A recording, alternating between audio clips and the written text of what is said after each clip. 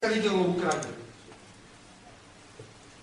Ja viem, že čo teraz poviem znovu bude prekrútené a použité proti mne, ale to poviem tak, ako to cítim. Členstvo v Európskej únii nie je predpísané náboženstvom. Pravdepodobne niekto mal vplyvnejší telefón. Veď o tom toto je.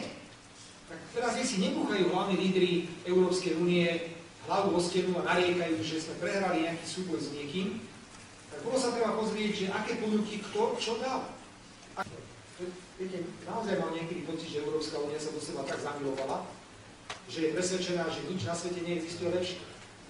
Veľká chyba únie, že je taká zamilovaná do seba a myslí si, že iný svet neexistuje, že existujeme len my.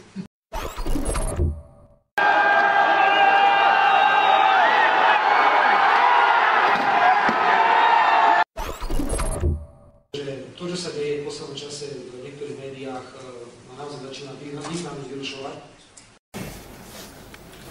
Predovšetkým chcem povedať, že